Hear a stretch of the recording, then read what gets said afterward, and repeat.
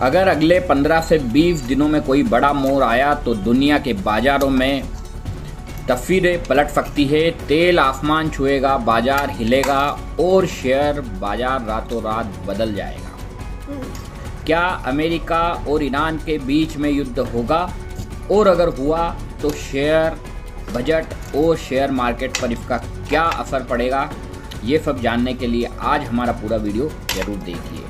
नमस्कार, मैं हूं डॉक्टर सचिन दांगी।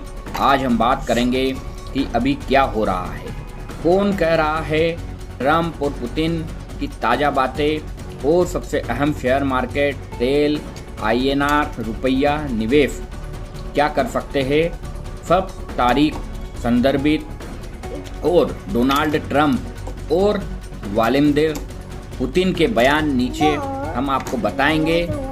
अभी जो स्थिति है, हाल ही रिपोर्ट के अनुसार शीर्ष नेतृत्व स्तर पर कूटनीतिक बातचीत के साथ साथ यूनाइटेड स्टेट के मध्य पूर्वी में अपनी सैन्य उपस्थिति बढ़ा दी गई है। करियर ग्रुप फाइटर जेट और विरोधी वायु प्रणालियां यही कारण है कि अब दिफा कूटनीति से लड़ाई तक दोनों तरफ खुली संभावनाएं मानी जा रही है। उसी समय रशिया ने संयम का आह्वान करते हुए कहा था स्थिति डिप्लोमेसी से हल की जानी चाहिए। रूस और ईरान के बीच सैन्य अभ्यास की रिपोर्ट भी सामने आई है। ट्रंप और पुतिन ने क्या कहा? डोनाल्ड ट्रंप, उन्होंने 10 से 15 दिनों का समय दिया था कि ईरान मेरे सामने आए और समझौता करे, और चेतावनी दी थी कि अगर समझौता नहीं हुआ तो बुरी चीज़ें होगी।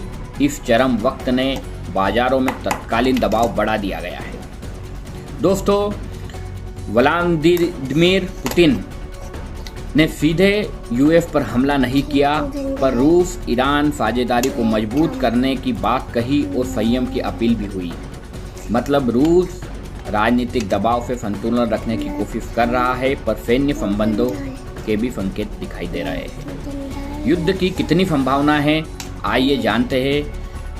कम से कम मध्य अभी बहुत सी रिपोर्ट कहती है कि कूटनीति चल रही है और दोनों तरफ से बयानबाजी तेज है, लेकिन निर्णायक आक्रमण तक पहुंचने के लिए समय सारणी और इराक पर्याप्त लॉजिस्टिक फैसलों की जरूरत पड़ेगी। हालांकि हालिया सैन्य तैनाती और सार्वजनिक धमकियां जोखिम को वास्तविक बनाती है। जोखिम फैक्टर मिसाइल हमले पर रिफ्लेक्शन, गलती, गलत फायरिंग या किसी तृतीय पक्ष की कन्वेंशियल युद्ध तेज हो सकता है। रूस का कुछ समर्थन, ईरान और रेजाइलेंस, ये सब अनिश्चितता बढ़ाते हैं। शेयर बाजार और मार्केट पर इसका क्या असर पड़ेगा? तो अगर मान लो युद्ध हुआ तो तेल की कीमतें आसमान छू जाएगी। उसका कारण है जो तेल आता है रूस से सबसे ज़्यादा, और दूसरा है सऊदी अरब। सबसे पहले पे सऊदी अरब है, दूसरा है रूस और इजराइल। इन सबसे जो तेल आता है वो इन्हीं के रास्ते आता है। और अगर भू राजनीतिक तनाव, खास तौर पर स्ट्रेट ऑफ हॉर्मुज की आपूर्ति और ब्रेंट WTI में तेज उछाल आ सकता है। रिपोर्ट में कहा जा रहा है कि तेल कुछ महीनों में 6 महीनों के उच्च स्तर पर पहुंच गया है। तेल की बढ़ती ऊर्जा कंपनियों के शेयर को सपोर्ट दे सकती है, पर एयरलाइंस और लॉजिस्टिक के दाम बढ़ने से प्रभावित होंगे। ग्लोबल एक्टिविटीज़ क्या है दोस्तों? शॉर्ट टर्म सतह पर बड़ा जोखिम, आप मूवटेक और साइक्लिक शेयर कमज़ोर पड़ सकते हैं। निवेशक अगर क्रैश हुआ गोल्ड और बांड की ओर भागते हुए दिखेंगे। विशेषज्ञों की रिपोर्ट कह रही है नैस्डैक के लिए ये सबसे बड़ा जोखिम बन सकता है। लॉन्ग टर्म अगर सीमित रहा, बाजार जल्द ही अनिश्चितता पर काबू पा लेगा। गिरावट देखने का अवसर बन सकती है, पर सिर्फ तब संभव है जब सप्लाई चेन ऊर्जा शॉक कंटेन हो जाए। रक्षा, डिफेंस, ऊर्जा, रक्षा ठेकेदार और एरोस्पेस कंपनियों के शेयर आमतौर पर उठते हैं क्योंकि युद्धकालीन डिफेंस सस्पेंड बढ़ने की उम्मीद रहती है। एनर्जी शेयर में भी तेल की कंपनियों के साथ उठ सकते हैं, पर बाजार में कुल मिलाकर नेट प्रभाव नकारात्मक हो सकता है क्योंकि बढ़ती इनपुट लागत और उपभोक्ताओं में कमी से अर्थव्यवस्था दब सकती है। सुनिश्चित हिवन गोल्ड, यूएसडी और गवर्नमेंट बॉन्ड्स। पारंपरिक रूप से सोना, यूएस ट्रेजरी बॉन्ड की मांग बढ़ती है, डॉलर अक्सर मजबूत होता है, इससे ऊर्जा उभरती बाजारों में दबाव बढ़ता है। एफआईआई का पोर्टफोलियो जो रहता है वो निकासी कर सकते हैं, निकाल सकते हैं। भारत में निफ्टी आईएनआर दबाव में तेल आयात देश के रूप में भारत पर तेल की महंगाई सीधा इम्पैक्ट डालती है। यह व्यापारिक घाटा बढ़ा सकती है और रुपये पर दबाव बना सकती है।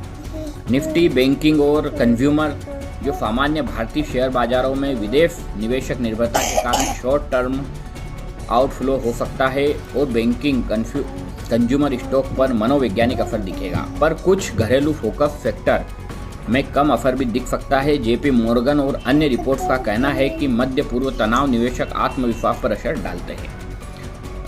त्वरित स्टॉक होल्डर क्या करें, ये सबसे ज़रूरी चीज़ है। यह सामान्य जो जानकारी वित्तीय सलाह नहीं है, लेकिन आपको मैं वित्तीय सलाहकार से कंसल्ट करें अगर आप शेयर मार्केट में इन्वेस्ट करते हैं तो। हेज करें, ओवर रिएक्ट ना करें। छोटी मोटी पोर्टफोलियो एलोकेशन समायोजन ठीक है। गोल्ड और कैश का छोटा भाग बढ़ाना, अल्पकालीन बॉन्ड लिक्विडिटी बढ़ाना। डिफेंस और एनर्जी सेक्टर पर नज़र, क्योंकि सक्रिय ट्रेडर है तो वोलेटिलिटी में डिफेंस और एनर्जी अल्पकालीन रिबाउंड देख सकते हैं, पर ध्यान में रखें कि तेल अस्थायी भी हो सकते हैं। लॉन्ग टर्म को न बदले। यदि आपका टाइम लॉन्ग टर्म में मार्केट में इन्वेस्ट करते हैं, एस्कुलेशन को सही समय पर परखें। पैनिक सेल करने में अक्सर नुकसान होता है। और हाइजिंग ऑप्शन, गोल्ड, ईटीएफ या इंस्ट्रूमेंट्स जो क्राइसिस सुरक्षित रहे, ये निर्णायक आपके जोखिम प्रोफाइल पर भी निर्भर करता है। संभावित ट्रेल इन्फेक्ट्स, लंबी लड़ाई, ऊर्जा आपूर्ति में स्थायी व्यवधान, ग्लोबल इन्फ्लेशन बढ़े, सेंट्रल बैंक रुख कठोर हो सकता है, स्टॉक पर दबाव आ सकता है। सीमित समय, निश्चित उद्देश्यों वाली तैनाती और जल्द डिप्लोमेसी बाजार कुछ ही दिनों में रीप्राइस कर सकता है। इतिहास बताता है कई बार बाजार डिफेंस एनर्जी को प्राइस करके जल्दी ही रिकवर कर लेते हैं, पर यह हर बार नहीं होता है। दोस्तों, युद्ध की संभावना नहीं है, पर जोखिम वास्तविक है। अगले 10 से 15 दिनों में व्यक्तित्व और कूटनीति, जैसे ट्रंप ने कहा है, बाजार मूवमेंट के प्रमुख ड्राइवर होंगे। निवेशक शांत रहे, जोखिम मैनेजमेंट अपनाएं और बड़े फैसले बिना सोचे समझे ना लें। दोस्तों, ये था आज का पूरा एनालिसिस। अगर आपको वीडियो पसंद आया तो लाइक करें, सब्सक्राइब करें और बेल आइकन दबाना ना भूलें। मिलता हूँ अगले वीडियो में, जब तक के लिए जय हिंद, जय भारत।